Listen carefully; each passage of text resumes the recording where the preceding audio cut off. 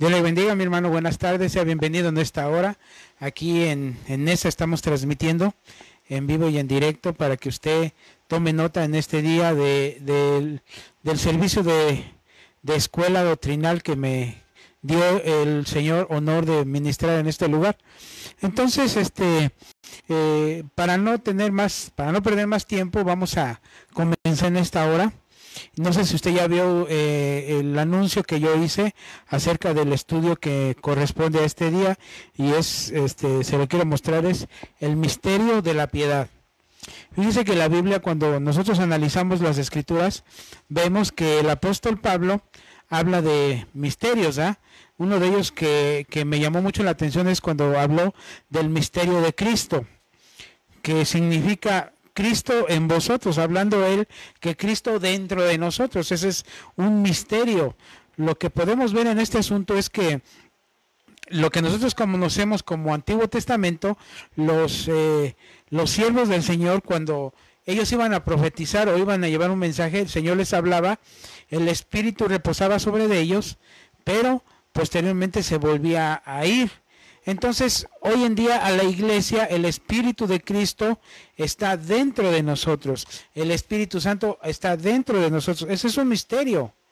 Es un misterio porque ¿cómo es posible que el Espíritu de Cristo y el Espíritu Santo estén dentro de nosotros y no nos suceda nada? No reventemos. Ese es un misterio, ¿eh? Habló también del misterio de la iniquidad, que nos está dando de la Trinidad diabólica, que es el falso profeta, la bestia y el dragón. Entonces, cuando analizamos, él mismo, el apóstol dice, grande es este misterio, indiscutiblemente grande es este misterio, hablando del misterio de la piedad. ¿Por qué dice que es grande este misterio? ¿Por qué dice que el misterio de la piedad es el misterio más grande? Entonces, para que nosotros entendamos en la Biblia, un misterio es lo que está oculto, pero va a ser revelado. Entonces a nosotros se nos reveló el misterio de la piedad. ¿Qué es el misterio de la piedad? Eso es algo que yo quiero llevarlo a usted conmigo, amado hermano, para que se ponga las pilas. Si tiene preguntas, si tiene aportaciones, le voy a pedir que las haga llegar. Y con gusto me van a indicar cuando hay una pregunta, la vamos a ir contestando. Entonces yo quiero que veamos este punto.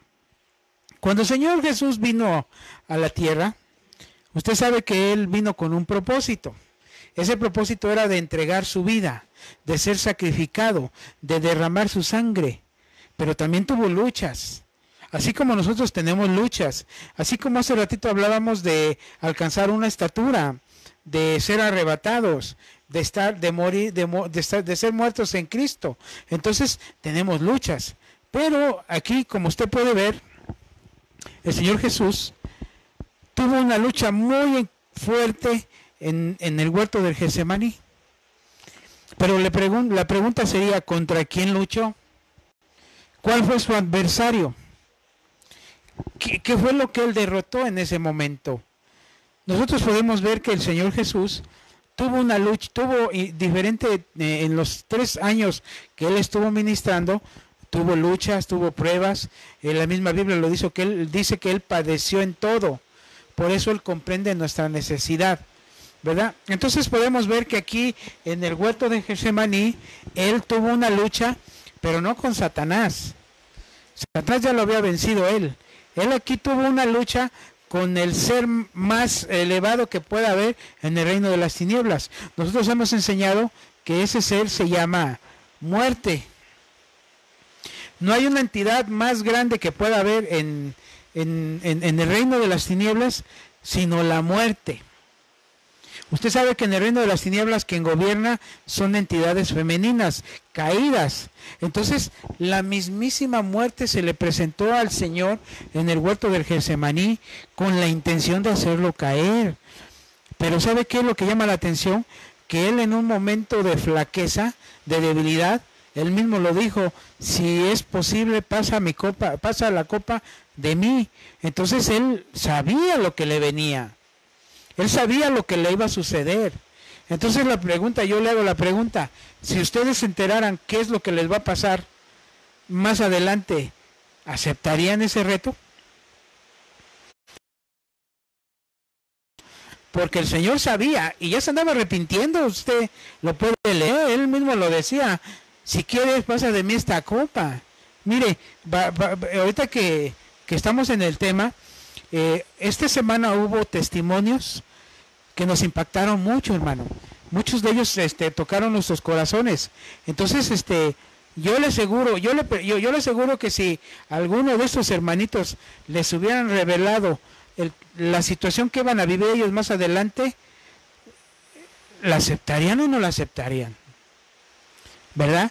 Vemos al hermano Isaí, la vida que vivió él, después de que él comenta que nació en un hogar que ya conocían la palabra.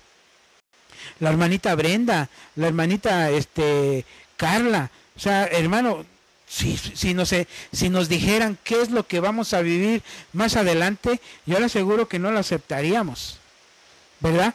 Pero el Señor sabía, y entonces cuando Él vence a la muerte, es cuando Él dice: pero no se haga mi voluntad, sino la tuya.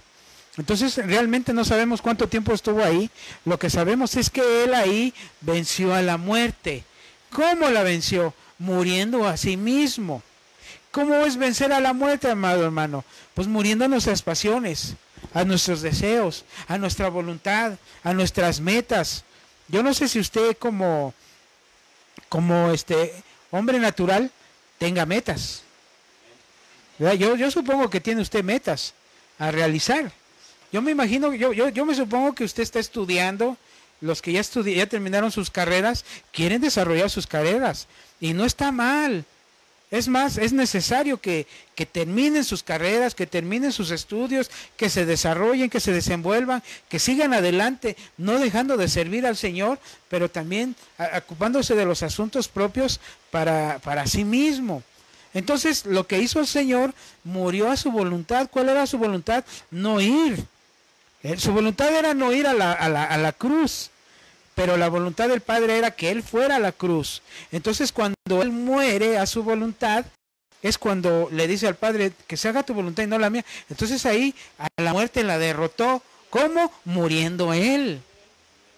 Entonces es un ejemplo para nosotros de que tenemos metas, y la meta más grande para nosotros es ser esposa de Cristo. Créame, a esa meta yo no voy a morir, pero para llegar a esa meta necesito morir, ¿verdad? Entonces aquí el Señor vemos que derrota la muerte en el huerto. Pero fíjese una cosa, él iba con una preparación impresionante, porque dice la Biblia que él casi todas las noches se la pasaba orando. Se la pasaba en comunión con el Padre. Entonces él derrotó la muerte no porque sea Dios, sino porque entregó su voluntad. Entonces, ¿cómo nosotros podemos derrotar al que nos está acosando? Pues entregando nuestra voluntad, ¿verdad? Entonces ahí el Señor, al morir de aquí, va a otra muerte. Fíjese que me llama la atención Filipenses 2:8, a ver si lo tiene alguien, por favor, que me lo lea. Filipenses 2:8. Ahí está muriendo, mire, fíjese que ahí está muriendo 2 veces. La hermanita me pregunta que si era muerte de cuerpo. Si nos damos cuenta, aquí murió una vez y aquí murió otra vez. Aquí murió espiritualmente a sus deseos, o mejor dicho, porque los deseos del alma son las metas que tenemos, ¿verdad? El espíritu tenía comunión con Dios. Ese espíritu no podía ser trastocado. Aquí lo que estaban trataban de trastocar era su alma. Entonces aquí murió él. Entonces en este pasaje de Filipenses 2, ¿qué dice? Si alguien lo tiene, ¿qué dice? Sí. Dice: y estando en la condición de hombre, se humilló a sí mismo, haciéndose obediente hasta la muerte. Y muerte de cruz. Oiga, ahí no está hablando, ahí no está redondeando la muerte, ahí está hablando de 2 muertes, porque dice: haciéndose obediente hasta la muerte, y muerte de cruz. Él se hizo obediente hasta la muerte. ¿Cómo? Muriendo a su deseo, a su pasión, a lo suyo. Ahí se hizo obediente, y después fue a la muerte de cruz. Entonces él padeció 2 muertes. La física, la del alma, y la física. Por eso Filipenses dice, él fue obediente hasta la muerte y muerte de cruz 2 veces, ¿verdad? Entonces después, Colosenses 2:14, a ver si lo tenemos aquí. Si yo lo tengo, déjenme ver. Si no lo tengo, búsquenmelo. Sí, no lo tengo. Sagacidad en las espaldas. ¿Qué dice? Anulando el acta de los decretos que había contra nosotros, que nos era contraria, quitándola de en medio y clavándola en la cruz. Oiga esto, hermano, anulando el acta de decretos. ¿Qué quiere decir? Que sobre nosotros había un acta en donde estaba constituido todo lo que habíamos hecho, tanto bueno como malo. Y yo le aseguro que si esa acta la pusieran en una balanza, se inclinaba más hacia lo malo que hacia lo bueno. ¿Por qué cree usted que cuando un niño nace hay que enseñarle lo bueno? Porque por naturaleza ya trae lo malo. Entonces, por la naturaleza que trae, hay que enseñarle lo bueno a los niños. Entonces, esa acta que nos era contraria, el Señor la clavó en la cruz, dándonos a entender que ya nuestros pecados ya estaban siendo redimidos. ¿Ok? Entonces, después de ir a la cruz, el Señor lo llevan al sepulcro. ¿Qué pasó en ese lugar? ¿Qué fue lo que sucedió en ese lugar, en el sepulcro?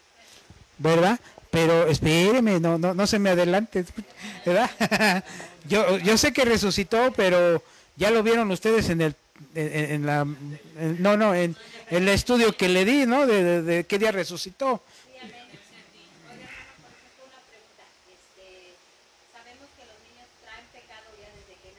Uh-huh. Pero dice que el espíritu no, hasta que ya empiezan ellos. Así es, cuando Su espíritu viene limpio. el espíritu está limpio porque está sin pecado.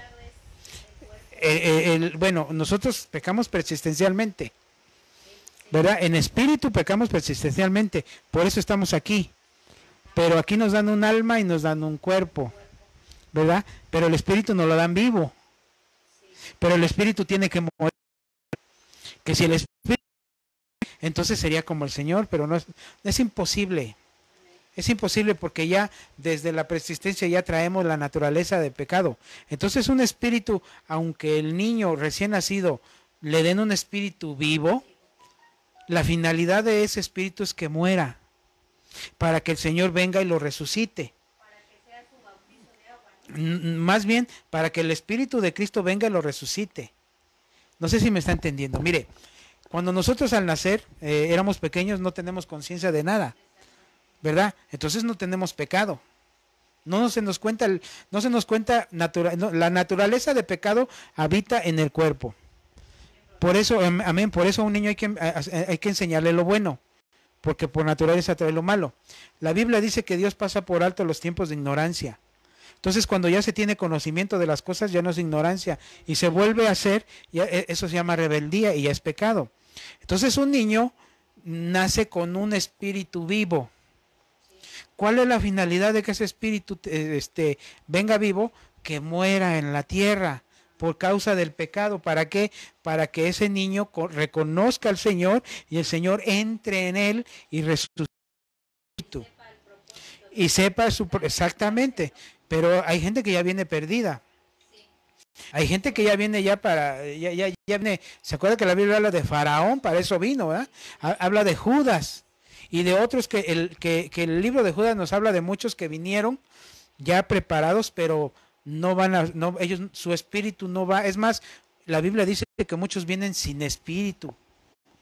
O sea que nacieron con un alma y un cuerpo, pero no tienen espíritu. Entonces, si no tienen espíritu, lógicamente no hay una entidad que se muera para ser resucitada. Dígame. Por ejemplo, ellos vienen de la preexistencia Sí, ellos vienen de la preexistencia ya señalados como perdidos, como vasos a desechar, como Judas. Judas ya venía, la Biblia dice, el Señor Jesús dijo, ninguno se perdió sino el hijo de perdición, el que ya venía destinado. Entonces Judas, es probable que cuando él era un niño, haya nacido sin espíritu. Porque si hubiera nacido con un espíritu, tendría que morir por el pecado y se le tendría que predicar para que el Señor entrara a su espíritu y lo resucitara. Pero como el Señor entra y no encuentra espíritu a resucitar, entonces esa persona nunca va a volver a nacer de nuevo. Es un vaso desechado. Entonces, esa es la finalidad de que el Señor, al morir en el sepulcro, mire, dice Mateo 12:40, porque como estuvo Jonás en el vientre del gran pez, 3 días y 3 noches, así estará el Hijo del Hombre en el corazón de la tierra 3 días y 3 noches. Eso lo vimos en el estudio anterior, donde vimos cómo el Señor Jesús estuvo 3 días exactos y 3 noches exactas. Por eso enseñamos nosotros que el Señor Jesús no murió el viernes, porque del viernes al domingo no son 3 días. Él murió miércoles para jueves un día, jueves para viernes 2 días y viernes para sábado 3 días. El Señor resucitó en sábado, pero no salió del sepulcro porque conforme al mandamiento Él tenía que descansar el reposo. Y él hasta el otro día salió temprano del sepulcro, ¿eh? Pero ese es otro tema. Aquí lo que queremos dar a entender es que Él estuvo 3 días y 3 noches. Si usted se da cuenta que yo hasta se lo puse 3 días y 3 noches en el sepulcro. ¿Qué sucedió en esos 3 días? Ahora la pregunta es, ¿el Señor acabó la obra en la cruz, sí o no? Entonces, ¿por qué dijo consumado es? Si la obra no terminó, ¿por qué dijo consumado es? Dando a entender que ya acabó la obra, ¿verdad? Entonces, ¿por qué dijo Él en la cruz consumado es? Si yo veo eso que dice consumado es, yo digo, ya acabó todo y hasta ahí. ¿Se acuerda que yo le enseñé que la palabra consumado es una palabra que en griego significa kalá? En griego dice es kalá, y si esa palabra la trasladamos, la trasladamos al idioma hebreo, la palabra kalá significa novia. Entonces el Señor, ¿a quién le estaba hablando en la cruz al final? A la novia. Amén. Le estaba hablando, le estaba diciendo a la novia, ya terminé. Pero todavía faltaba bajar Él a hacerse cenizas, porque acuérdese que el holocausto, una de las funciones del holocausto era que la carne del animal sacrificado tenía que ser incinerada. Amén. Entonces, hermano, cuando Él estuvo en la cruz, Él le dijo a la novia, calá, ya para ti ya está. Ahora falta lo demás, falta bajar a las partes más bajas. Pero 1 Timoteo 3:16 nos dice, indiscutiblemente grande es este misterio. ¿Verdad? ¿Cómo está el misterio de la piedad? ¿Cómo nos lo narra el apóstol? Indiscutiblemente grande es el misterio de la piedad. Oiga esto, piedad es la palabra que el diccionario Strong le da el valor numérico de 2150, que significa Eusebia. ¿Ha escuchado el nombre de Eusebio? Es piadoso o piedad. Sentimiento de compasión o misericordia que produce a alguien que sufre o padece. Esa es una definición de piedad. Amén. Entonces, Dios manifestado en carne, justificado en espíritu, visto de los ángeles, predicado a los gentiles, creído en el mundo y recibido arriba en gloria. Este es el misterio de la piedad, pero vamos a ver qué significa cada una de estas frases, ¿verdad? Porque el Señor bajó a las partes más bajas de la tierra. ¿A qué bajó? ¿Qué fue lo que sucedió mientras Él bajaba? ¿Qué fue lo que sucedió? ¿Qué vio? ¿Se acuerda que una vez yo le di un estudio acerca de los niveles que hay abajo?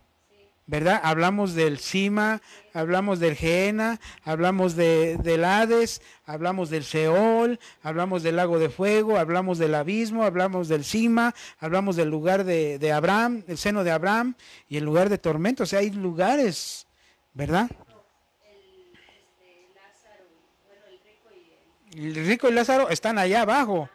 Bueno, ya vemos que si yo le preguntara, hermano, ¿a ustedes les gustaría ir al paraíso, sí o no? Ya lo piensan. Ya hasta conocen al hermano Marcos, ¿sabes? Porque da unas que luego sale con otra cosa. ¿Te gustaría ir al paraíso? ¿Te gustaría ir al paraíso? ¿Te gustaría ir al paraíso? No, ¿por qué? ¿Y si el Señor los lleva, manda al paraíso?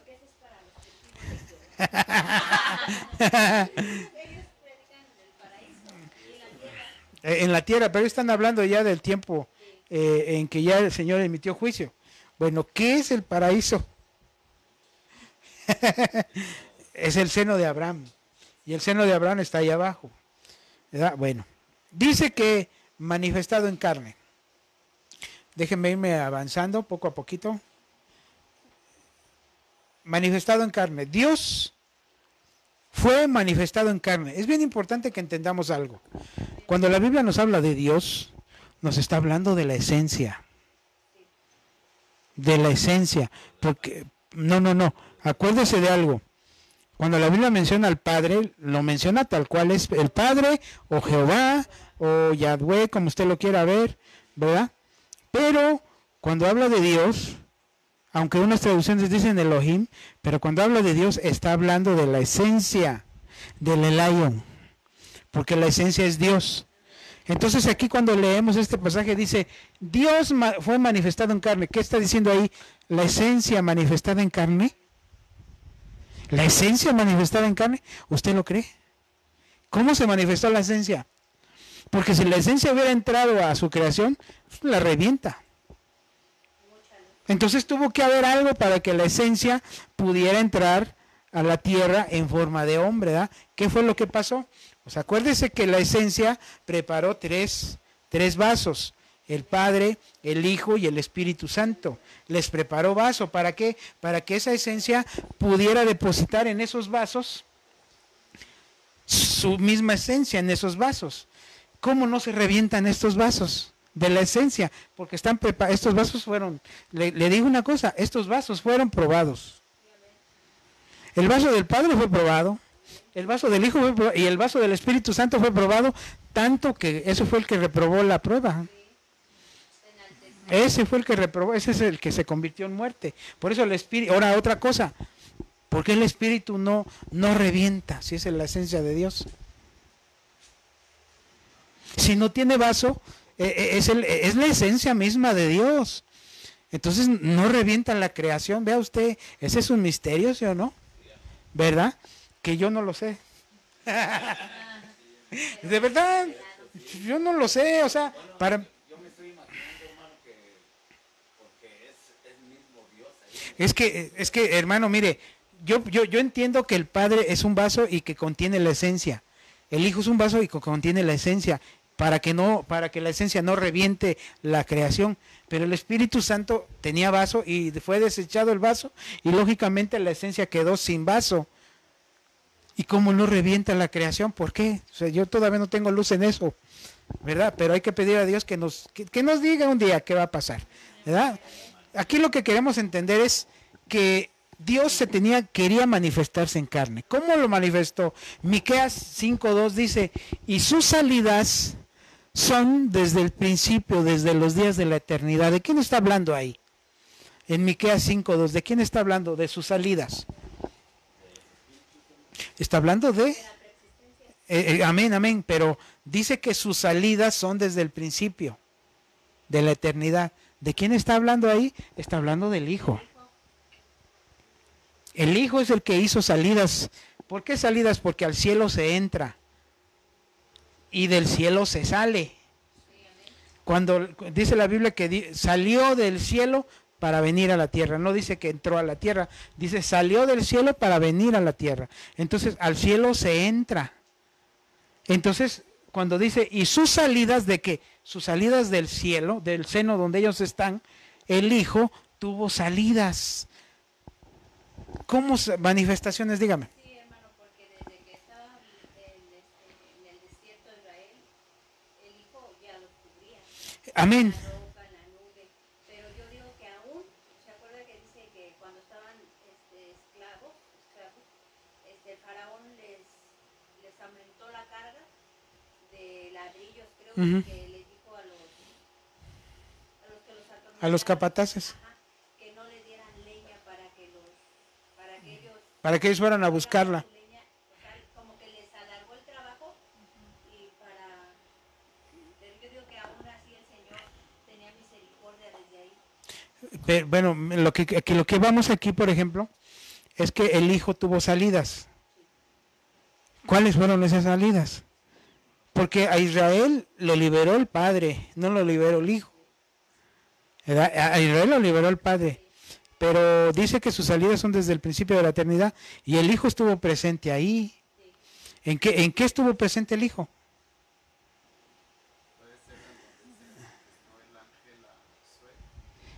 Bueno, cuando salieron de Egipto dice que los seguía una peña y esa peña les daba de beber agua. Y dice el Nuevo Testamento, y esa roca era Cristo. Entonces, en el maná, pero específicamente el Hijo se manifestó antes a la creación en forma de roca, en forma de mineral.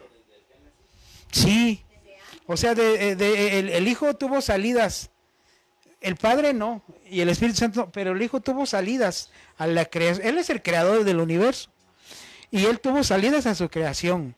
¿Cómo tuvo esas salidas? En forma de mineral, en la roca que lo seguía, ¿verdad? Es más, yo le voy a decir algo, hermano. Cuando el pueblo de Israel llevaba el tabernáculo por el desierto, ahí iba la iglesia. ¿En dónde iba la iglesia ahí? ¿Sabe dónde iba? En el candelero. El candelero, la Biblia dice que el candelero es la iglesia. Y un día vamos a hablar, vamos a estudiar lo que es, cómo está formado el candelero, y usted se va a dar cuenta que el candelero es la iglesia. Pero aquí lo que le quiero enseñar es que el Hijo tuvo salidas. Oiga esto, mire, es acá. El lugar donde se manifestó en carne fue en el planeta cuando Él vino. Con anterioridad ya se había manifestado en roca, en ángel de Jehová, en Melquisedec. Acuérdense que la Biblia dice que Melquisedec era rey de Salem, que no tenía genealogía, ¿verdad?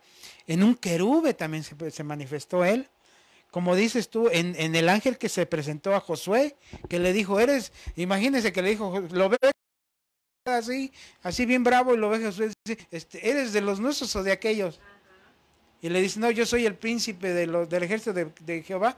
Yo creo que aquel respiró porque pues vio la ferocidad de ese era el Señor ahí manifestado, ¿verdad? Durante 30 años fue escondido y manifestado en 3 años y medio. Durante 33 años y medio estuvo el Cordero manifestado en carne. Lo que yo le quiero dar a entender es que antes Cristo, el Hijo, se manifestó a su creación en forma de Melquisedec, en forma de roca, como ángel de Jehová, como querube.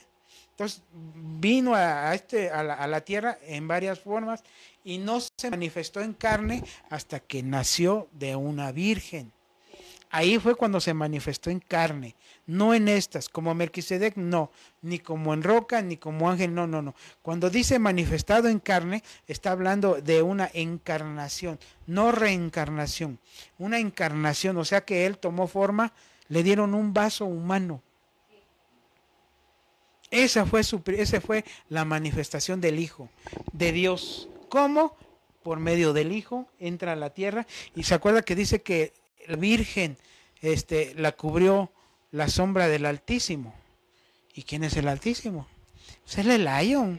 Y el Elyon fue el que depositó la semilla del Hijo en el vientre de ella. Pero aquí hay una cosa, hermano. Dice la Biblia que ella era virgen.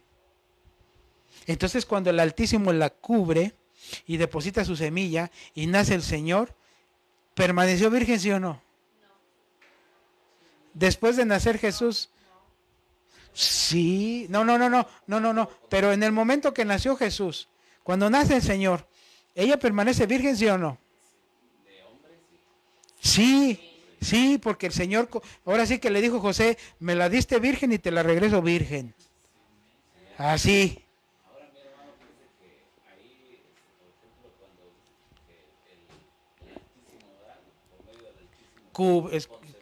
Sí. Y ahí, a mí me han hecho la pregunta y yo les digo que no traía pecado. Claro que no, porque no fue concebido por medio de pecado, no fue concebido por medio de acto carnal, no.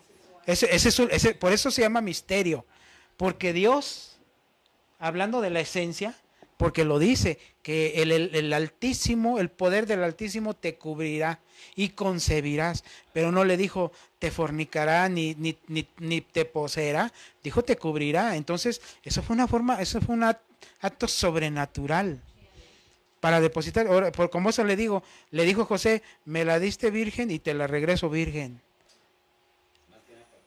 ¿verdad? Entonces aquí debemos de entender que la esencia fue la que cubrió a María y depositó la semilla del Hijo. Pero ahí sí podemos hablar de Jesús. Amén. El que nació en carne del vientre de María, ese sí es Jesús. Y este no es Jesús. Este es el Hijo. Este es el Cristo, este es el Hijo. Exactamente, este es el Hijo. Cristo es una cosa y Jesús es otra cosa. Jesús ya es el vaso humano. Amén. Jesús es el vaso humano. Y dentro de ese vaso humano estaban estos dos. ¿Y él, hermano, qué función hizo después de que ya concibió a Jesús? ¿Quién? ¿Cómo? El Hijo se encarnó en María. El Hijo dejó esto. Acuérdense que hablamos de la kenosis. ¿Se acuerdan que hablamos de la kenosis hace rato, de que Él se despojó? O sea, Él estaba aquí. Cuando el Altísimo, el poder del Altísimo cubre a María, Él baja y se mete en el vientre de María. Entonces le dan un cuerpo para que entre en ese cuerpo. Entonces en ese momento, cuando Jesús estaba en la tierra, estaba el Padre en el cielo, estaba el Padre y el Espíritu, pero el Hijo no, porque el Hijo estaba en la tierra encarnado en un vaso llamado Jesús, ¿verdad? Entonces vemos que ahí fue la manifestación de Dios a los hombres hecho carne. Entonces el Hijo ya no estaba allá, se despojó de eso. Y ahí empiezan las operaciones del Hijo, ¿no? En la tierra, justificado en espíritu. ¿Cómo justificamos el espíritu del Señor si Él llevó los pecados de toda la humanidad? ¿Cómo lo justificamos? ¿Cómo fue justificado Jesús? Dice justificado en espíritu. ¿Está establecido para los hombres que mueran una sola vez, sí o no? Oiga, esto dice, esto no fue lo que sucedió en el Jordán, porque ahí iba a ser pasado por un probatorio en todo, y el examen máximo iba a ser en la cruz del Calvario. Esto fue cuando Cristo fue a juicio. El Hijo, Jesús. Cuando murió Jesús, está establecido para los hombres que mueran una sola vez y derechito el juicio. Cuando Jesús murió en la cruz, aparte de que a él lo metieron al sepulcro, se fue a juicio. Ya no fue a juicio. Y del juicio, ¿qué cree que pasó? Pero no, hermano, espéreme. Si fue a juicio, tenían que examinarlo, ¿no? Tenían que examinarlo, ¿verdad? Nosotros vamos a ir a un tribunal, no a juicio, pero está establecido para los hombres que mueran una sola vez y de ahí al juicio. Vamos a ir a un tribunal. Y el Señor fue a un tribunal. ¿Y cómo cree usted que salió Él? Aquí dice que fue justificado en espíritu, ¿verdad? Y de la manera que está establecido para los hombres que mueran una sola vez y después de esto el juicio, en el que Él, oiga, es en Zacarías 3:1-5. Zacarías 3:1-5 dice, Él me mostró a Yeshua, el Cohen Hagadol. Ahorita se lo traduzco, yo no hablo hebreo, pero bueno. Esa es la versión Kadosh. Ahí para que usted la vea. Dice, después Él me mostró a Yeshua, el Cohen Hagadol, parado delante del Malach de Yahvé, con el acusador, en el hebreo es Hasatán, parado a su derecha para resistirlo. Este pasaje a Zacarías le mostraron el juicio de Jesús ante Dios. Porque si lo vemos en traducción normal, dice, Él me mostró a Josué. Y Josué en el Antiguo Testamento, lo pasamos al Nuevo Testamento, Josué es Jesús. El Cohen Hagadol, eso es sumo sacerdote. Y Jesús es nuestro sumo sacerdote. Entonces, ¿qué pasó? Que Él fue justificado en espíritu porque su espíritu era puro. Entonces, del juicio, su espíritu salió justificado. Pero ¿qué cree? Que su cuerpo no.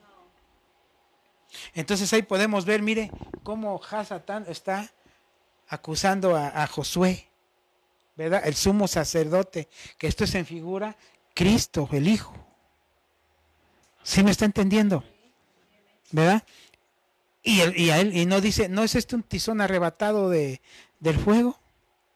Entonces, hermano, Jesús fue a juicio, por espíritu fue justificado, pero por cuerpo no.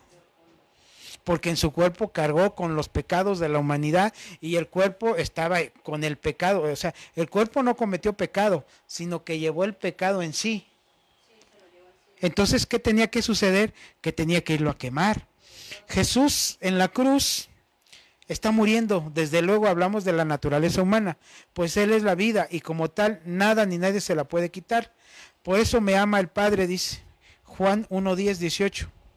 Porque yo pongo mi vida para volverla a tomar, nadie me la quita, sino que yo de mí mismo la pongo. Tengo poder para ponerla y tengo poder para volverla a tomar. Este mandamiento recibí de mi Padre. ¿Por qué? Porque Él en el Espíritu iba a ser justificado sin pecado, pero su cuerpo no. Entonces en su cuerpo llevó los pecados de la humanidad que tenía que irlos a quemar al lago de fuego. Pero ¿qué pasó mientras Él descendía? Pero como Él, oiga esto, pero como hombre Él fue, como está establecido, un juicio con el Padre, como hombre. Así vamos a ir todos, bueno, y nosotros ya no. Y de este juicio salió condenado, pues Él cargó con el pecado de toda la humanidad, tanto los existenciales como los pecados preexistenciales, hasta los que no se han cometido. Todos estos pecados ya fueron perdonados, pero Él cargó con todos esos pecados. Por eso cuando usted y yo pedimos perdón, nos perdonan porque Él cargó con todo ese pecado. Por eso, mis hermanitos, cuando ellos nos dieron su testimonio de la vida que llevaron cuando se alejaron del Señor, ayer yo, y se lo cuento, yo platicando con mi esposa le decía, qué bueno es Dios. Porque si Dios fuera como nosotros, con el simple hecho de oír los testimonios de los hermanos, ya los hubiera hecho papilla. Y no solamente a ellos, a nosotros también. O sea, nosotros no estamos exentos de que llevamos una vida tremenda, ¿no? Pero qué bueno es Dios que, aunque nos extraviamos de esa forma, como haya sido, nos sigue perdonando.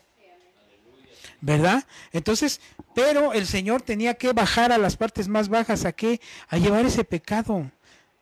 Dice, visto de los ángeles. O sea, no Los Ángeles, California. Ni Los Ángeles Azules. Que de por sí, que creo que se murió la fundadora, ¿no? De Los Ángeles.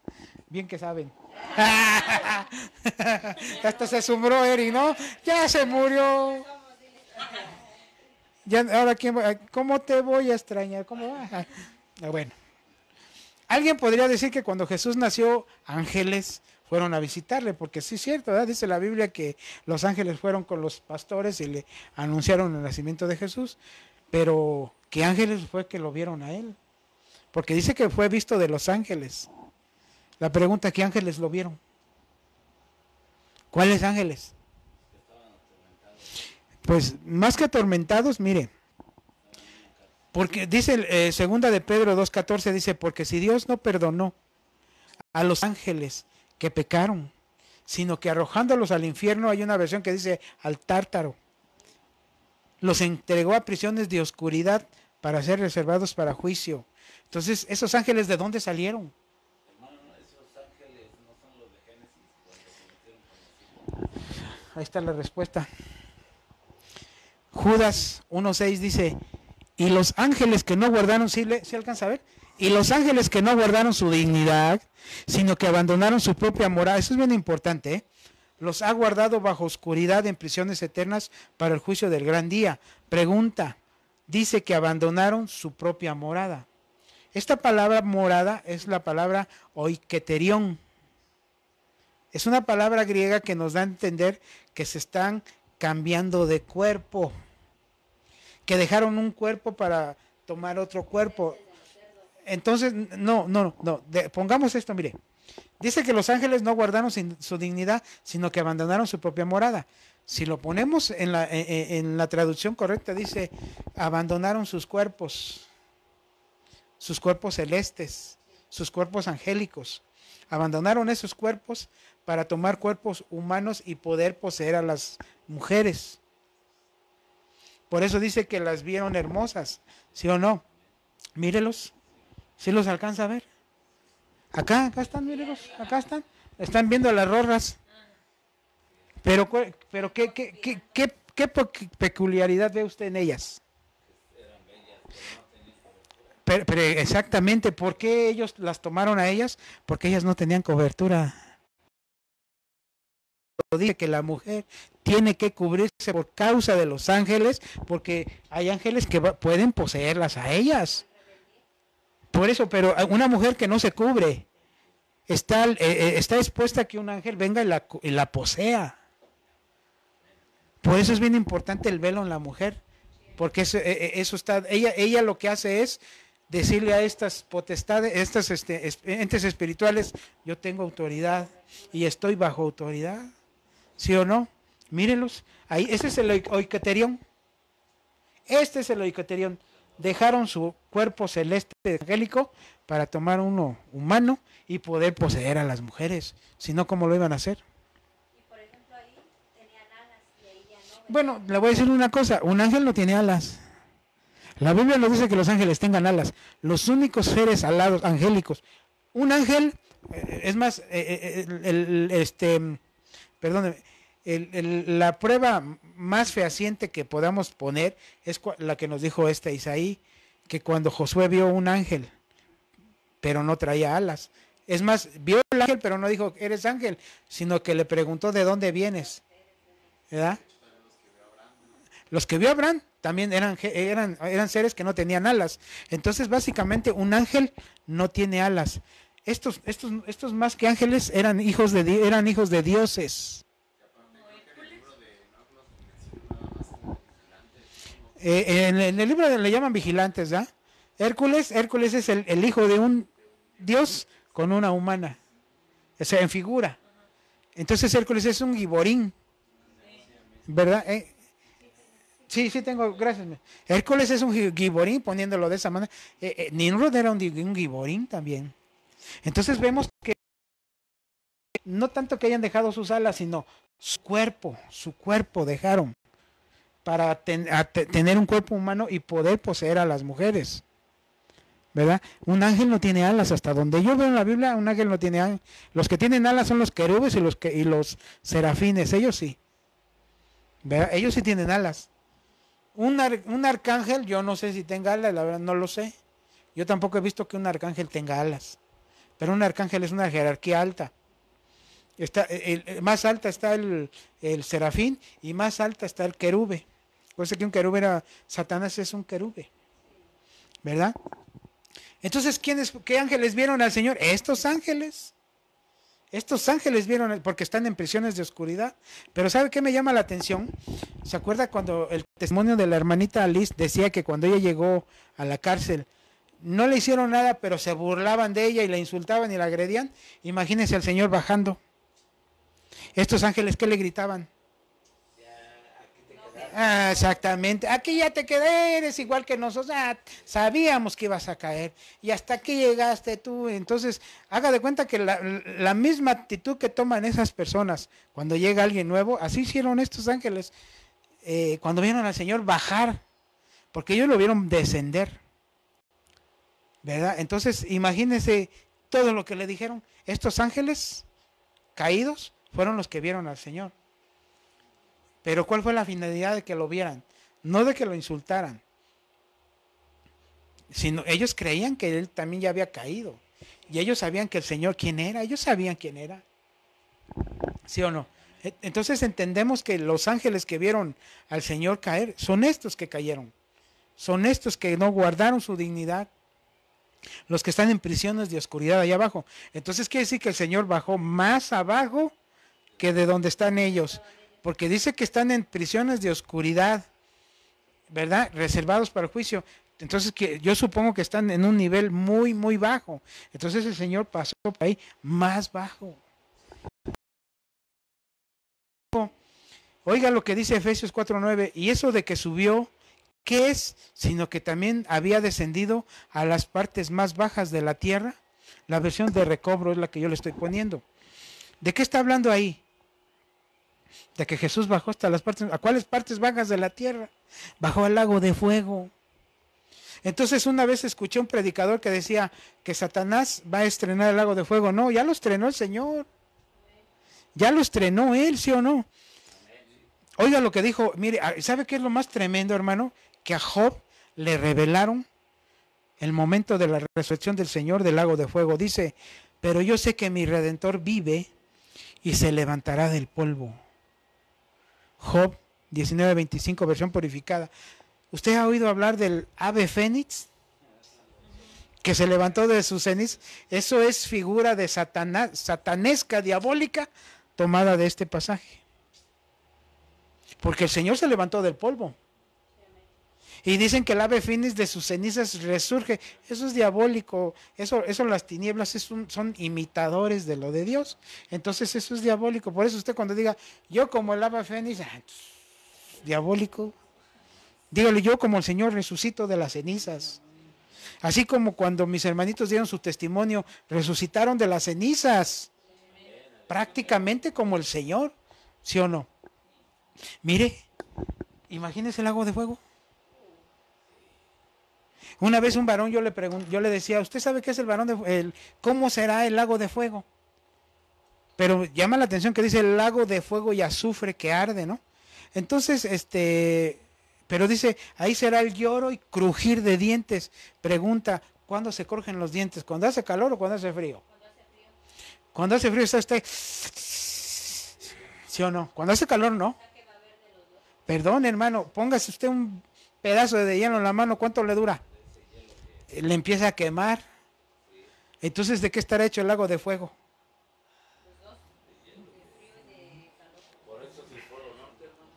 No, el Polo Norte es aparte. Es aparte. Una vez yo escuché un documental que en la profundidad ve que nosotros estamos alrededor Del cinturón de fuego. Entonces decía que las placas tectónicas todos tienen movimiento porque se parece que son como lava. Ajá. Pero todas esas cosas que se producen es por el agua, porque hay agua fría y hay esta que son a temperatura. Ajá. Entonces cuando se juntan esos dos hacen que se provoquen así como que esos movimientos. ¿Sí?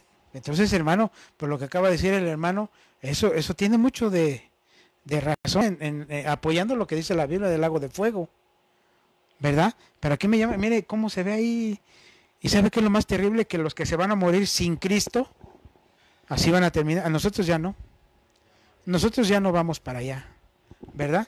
¿Cuánto tiempo llevamos? Porque ya perdí tiempo. Dele. ¿Cuánto? Y todavía me falta un montón. Predicado a los gentiles. Bueno, ya resucitó el Señor del lago de fuego. Ya resucitó con el poder del Espíritu Santo. Dígame, mi hermano.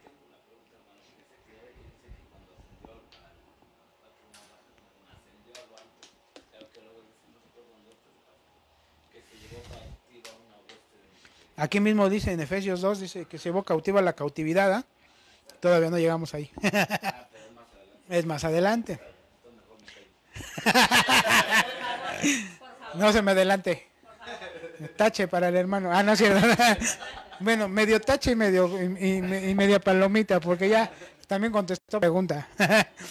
Dice que predicado a los gentiles. Usted y yo, mire, ¿qué es un gentil? No, un gentil es un no judío.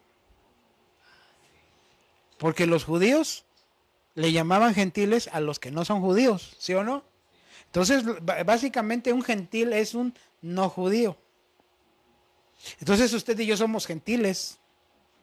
Cuando dice predicado a los gentiles, ¿se referirá a nosotros? De este modo fue a anunciar su victoria. ¡Ay, qué hermoso esto, eh! En 1 de Pedro 3:19, en la versión lenguaje sencillo, dice, de este modo fue a anunciar su victoria a los espíritus que estaban presos. Pero dice que, léame la versión Reina Valera, por favor, lo que dice. Pero es bien importante que entendamos, nosotros somos gentiles para los judíos, pero para Dios ya dejamos de ser gentiles y ahora formamos parte de su iglesia, de su pueblo. ¿Verdad? ¿Qué dice Primera de Pedro 3:19? El cual también fue y predicó a los espíritus encarcelados. Dice que predicó a los espíritus encarcelados, pero esta versión dice fue a anunciar su victoria. ¿Qué victoria? La de la cruz y la del lago de fuego. Venció a la muerte abajo y venció a la muerte arriba, hermano. Yo ya me imagino a Jesucristo, hermano, chifle y chifle, ¿no? ahorita retacho, nomás voy a quemar un pedazo de carne y ahorita regreso, dice. Qué glorioso. Pero aquí, a mí esta versión me bendice porque dice que fue a anunciar su victoria. Por eso nosotros no somos victoriosos, nosotros somos más que vencedores, dice. Nosotros no somos más que vencedores por Él, ¿sí o no? Mire lo que dice Salmo 107:10, dice, aún aquellos en oscuridad, en sombras de muerte, atados a miseria y a cadenas de hierro, porque se rebelaron contra la palabra de Elohim, provocaron el consejo del Altísimo. Aquí está hablando de gente. Si tú sigues leyendo Pedro, por favor, el pasaje de Pedro, dice que fueron los que desobedecieron en el tiempo de Noé, ¿sí o no? Mira. Dice en el 20, los que en otro tiempo desobedecieron, cuando una vez esperaba La paciencia de Dios en los días de Noé, mientras se preparaba el arca, en la cual pocas personas, es decir, 8 fueron salvadas por agua. Fíjese que ese pasaje de segunda de Pedro, capítulo 3, 19, 20, habla de gente que cuando Noé estuvo construyendo el arca, estuvo predicando, construyendo y predicando, anunciando. Entonces cuando se viene el diluvio, aquellos no creían, porque ellos nunca, porque es más, Noé dijo, va a llover agua del cielo, si en aquel tiempo nunca se había visto algo así. Dice la Biblia que cuando Dios regaba su jardín, salía vapor de abajo. Entonces ellos no conocían la lluvia. Y viene Noé y les dice, va a llover. Pues estás loco, ¿no? Entonces hoy en día cuando nosotros decimos, van a venir juicios de Dios, ¿qué nos dicen? Lo mismo que a Noé, estás loco. ¿Ya? Entonces, amén. Entonces, ¿qué hizo Noé? Noé fue pregonero de justicia, dice la Biblia. Entonces, todos esos gentiles, antes del surgimiento de Israel y aún después del surgimiento de Israel, que no creyeron, son a los que les fue a proclamar su victoria al Señor. A esos gentiles, pero que murieron, que están allá abajo. No los que estamos vivos, los que están allá abajo en prisiones, no ángeles, espíritus de muertos que les anunciaron a Cristo, les anunciaron el Evangelio y no creyeron. Entonces Jesús va y les anuncia su victoria. Pero mire, espéreme, se me fueron dos. Bueno, aquí ya no se alcanza a ver, pero aquí Cristo, aquí un montón de gente, o aquí la gente, mire, anunciándole su victoria. Esos espíritus están abajo. Acuérdense que cuando Noé... Están abajo, pero no en el lago de fuego. no, todavía no. Entonces todavía el lago de fuego todavía no se abre. Ahorita no. Ahorita hasta que venga el falso profeta y el anticristo, ellos los van a lanzar. Pero ahorita el lago de fuego, todos los espíritus que no se hallaron inscritos en el libro de la vida, cuando sea el juicio del gran trono blanco, todos esos van a ser lanzados al lago de fuego. ¿Verdad? Nosotros ya no. Pero estos espíritus son los que en el tiempo antiguo les anunciaron. No, estos son gentiles, no judíos. Antes de venir el pueblo de Israel. De hecho, cuando Noé anunciaba los desastres que venían y anunciaba el evangelio, que suponemos que pudo haber sido así, mucha gente no creía, pero cuando se vino el diluvio fue como creyeron. Ya no podían entrar al arca, pero creyeron. Ya no podían salvarse, pero se salvaron. Fueron los que murieron con la esperanza de ver Con la esperanza de ver al Señor, y ahí se les aparece y les dice, aquí estoy. Murieron ustedes pensando que, porque creyeron que yo iba a venir, aquí estoy. A todos esos, a esas son lo que dijo el hermano, que se llevó cautiva la cautividad. A ellos se los llevó, pero no son esposa. Ellos están en otro lado. Pero no se llevó a todos, hermano. No se llevó a todos. A los que se arrepintieron. Amén, amén. Se llevó solamente a los que murieron creyendo. Los que murieron sin creer también lo vieron. Pero eso no se los llevó porque no creyeron en él. Oigan, por ejemplo, pues los antepasados de nosotros, los que ya murieron, entonces ellos todavía no los lanzan al lago de fuego. Pues si murieron sin Cristo, no. Si murieron con Cristo, tampoco. ¿No? A nadie, ahorita a nadie, a nadie. Es que de hecho en el libro de Enoch dice que, por ejemplo, hay varias prisiones, ¿no? Y por ejemplo, cada pecado que se comete aquí en la tierra, cada uno va a dar a una prisión, Pues más que nada son los niveles, los niveles. son niveles de prisiones abajo, ¿no? No es tanto sino cada pecado, sino según el criterio de Dios, cada persona o cada ser en donde lo pone, ¿eh? Donde lo deposita. Pero los que van a habitar el lago de fuego por toda la eternidad, todavía no los mandan ahí hasta que se dé el juicio del gran trono blanco. Entonces todavía tiene que pasar el arrebatamiento, los 3 años de tribulación, los 7 años, todavía tiene que pasar el milenio y de ahí ya viene el juicio del gran trono blanco. De menos nos quedan 1000 años.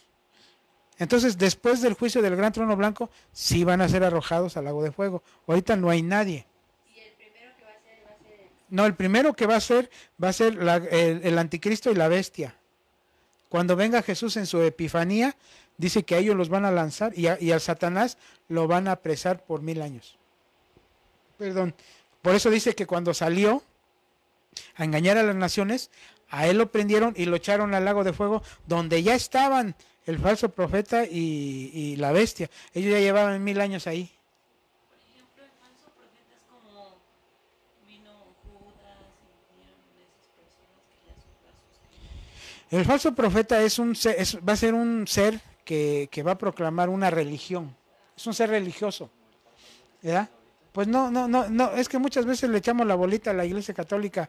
De hecho, cuando la Biblia nos habla de una entidad religiosa, está hablando de todas.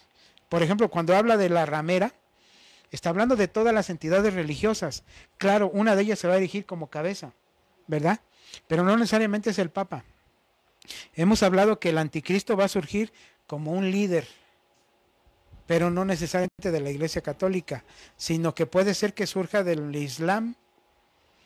Tiene que ser un ser que surja en el Medio Oriente para que crean ellos, ¿verdad? Entonces a veces le echamos la bolita a toda la Iglesia Católica, aunque es parte de la ramera, aunque ellos son los que quieren llevar la cabeza, porque ellos están promoviendo el ecumenismo, ¿verdad? Pero la cabeza en realidad no sabemos quién es, va a ser un falso profeta.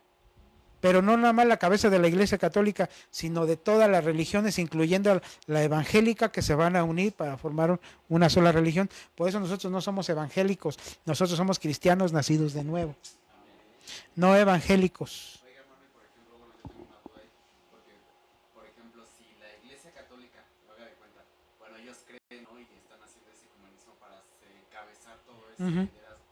Entonces, haga de cuenta que, por ejemplo, se habla también de cuando se haga otra vez el templo De Israel. Entonces, ahí dice que ahí sí va a presentarse supuestamente el Mesías que ellos siguen. Entonces, podría ser. Lo que va a hacer la iglesia universal es preparar el camino para la venida del Mesías. El falso profeta va a anunciar su llegada, ¿verdad? Así como los profetas anunciaban la venida de Cristo, el falso profeta va a anunciar la llegada del anticristo. Entonces, el anticristo no se va a manifestar primero, sino el falso profeta, para anunciar su venida del anticristo. Entonces, se tiene que formar una superiglesia primero. Y ahí es donde dice que va a haber falsas doctrinas y falsos profetas y todo eso. Eso se van a introducir en la iglesia, en la iglesia de Cristo. Por eso nosotros tenemos que... Pero en la iglesia, por ejemplo, aquí en esta, o por ejemplo, yo me estoy refiriendo también a la universal. No. Cuando se refiere a la iglesia de Cristo. Es la que la van a tratar de desviar con doctrinas de demonios. A la iglesia de Cristo. Esos ya están desviados. No tienen que desviarles nada. Entonces, como yo les digo, dentro de la superiglesia mundial va a estar la iglesia católica, la musulmana, los budistas, todos los que ustedes, y los evangélicos. Pero nosotros no somos evangélicos, nosotros somos cristianos nacidos de nuevo. ¿verdad? Y entonces toda esa unidad, cuando se logre formar el ecumenismo, va a surgir una cabeza. Yo no sé si sea el Papa, yo no sé si sea otro líder, pero una cabeza va a surgir y ese va a ser el falso profeta para anunciar la venida del anticristo, ¿verdad?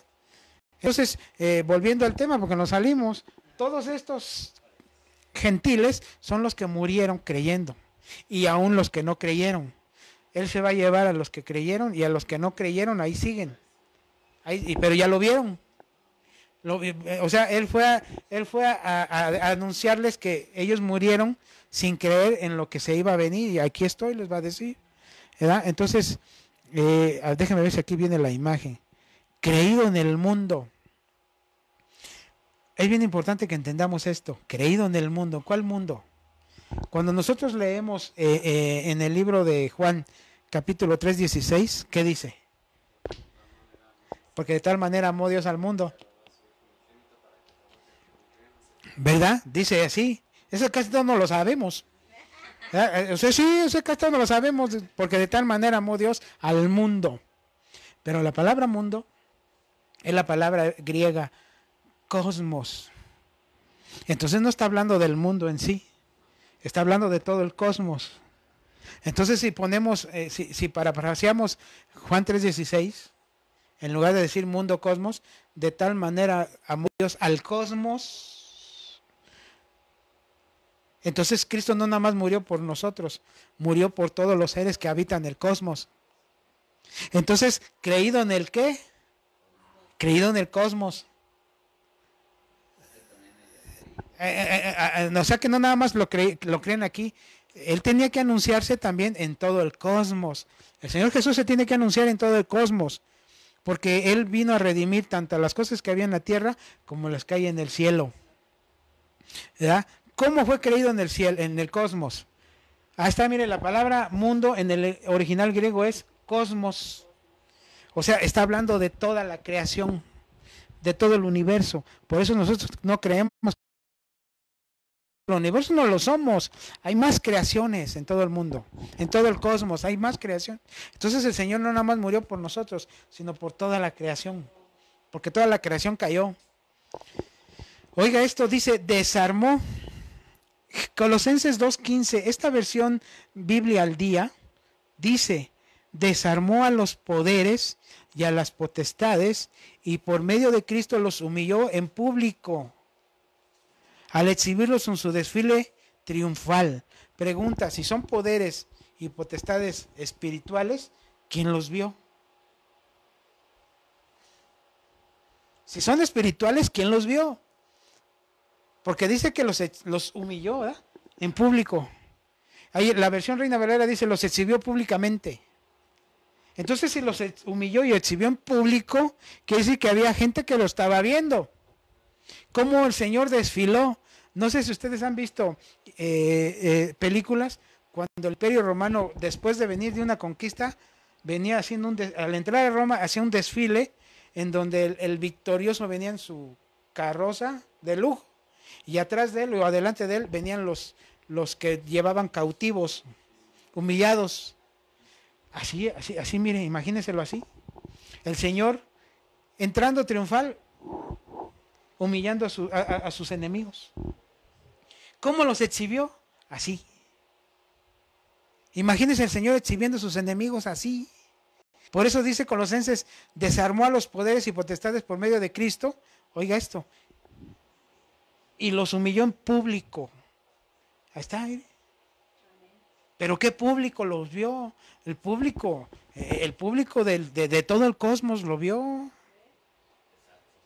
Por eso dice creído en el mundo, creído en el cosmos. Todo el cosmos vio este desfile y creyeron en él.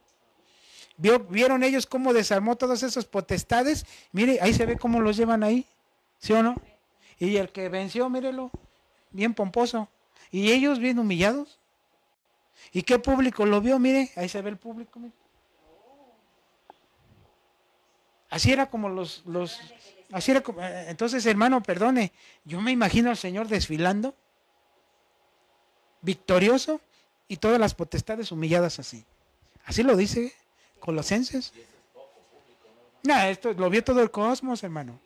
Lo vio todo. Por eso dice que creído en el cosmos, creído en el mundo. La palabra mundo es la palabra cosmos. Creído en el cosmos. Entonces todo el cosmos lo vio. Vio ese desfile, hermano. Ya voy a acabar. ¿Sí o no? Está, recibido arriba en gloria. Ay, esto es glorioso. Esto es hermoso, hermano. Esto es hermoso. ¿Por qué? Porque mire lo que dice Salmos 24:3.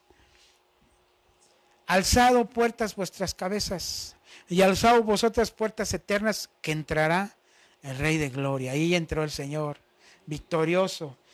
Ahí es cuando regresó al lugar de donde salió. Pero llama la atención que dice, oiga, a mí me pone la piel chinita esta palabra. Dice, alzado puertas vuestras cabezas, alzado vosotras puertas eternas, entrará el Rey de Gloria. ¿Se imagina la fiesta que hicieron cuando regresó el Señor?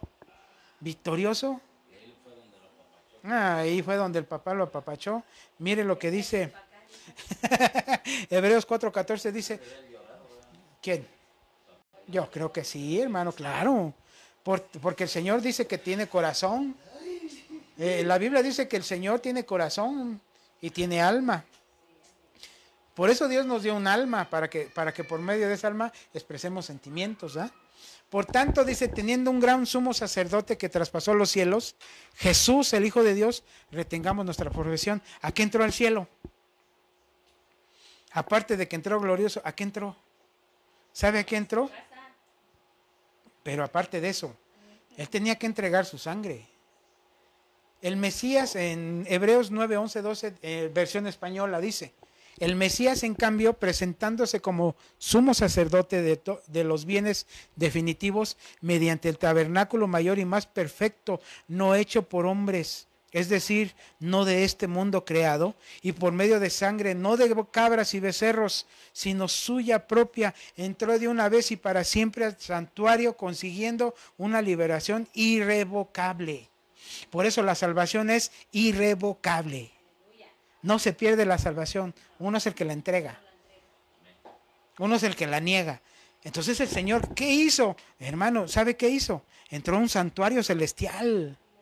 Así como el santuario que había en la tierra, en el tabernáculo, le dijeron a Moisés, haz el tabernáculo tal y como se te mostró en el cielo. Entonces en el cielo hay un tabernáculo y hay un santuario. Aquí entró Jesús como sumo sacerdote a entregar su sangre. ¿Para qué? Para que por medio de esa sangre nosotros tuviéramos remisión de pecados. Este es el Yom Kippur. Este es el día de la expiación. Entonces nosotros nomás estamos esperando el sonido de la trompeta final. ¿Verdad? ¿Preguntas? Ya acabé. Bueno, por ejemplo, después de que estuvo en el infierno ya subía del lado del fuego. Uh-huh. Ve que dice la Biblia que después estuvo aquí en la tierra unos días y se les presentó Sí. a los apóstoles. Entonces, después de hablar allá en el infierno y yo creo que manifestar, también estuvo aquí en la tierra. Claro. Porque vi que hay una parte donde dice que a una mujer creo que se le quería hacer, pero dice, todavía no me toques Porque no ha subido. Entonces todavía no subía a entregar la sangre. Por eso no me toca. Es que Él resucitó al tercer día. Entonces cuando resucita, Él tenía que subir a entregar la sangre.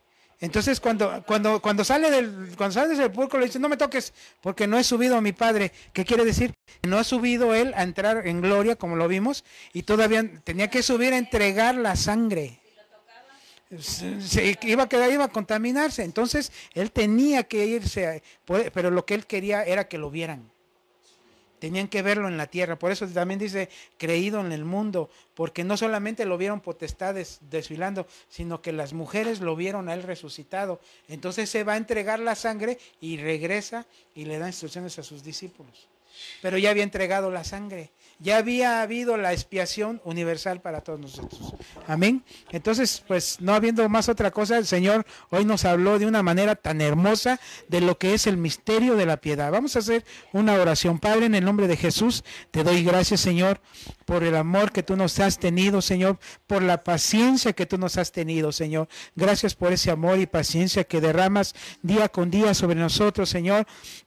Bendice esta palabra, Padre, que todos los que la escuchamos, todos los que estuvimos presentes en ella, Señor, que salgamos renovados de nuestras fuerzas, de saber la obra grandiosa que hizo nuestro amado. En el nombre de Jesús, Señor, te doy gracias. Amén. Amén y amén. Dios me los bendiga, amados hermanos, y nos vemos la próxima.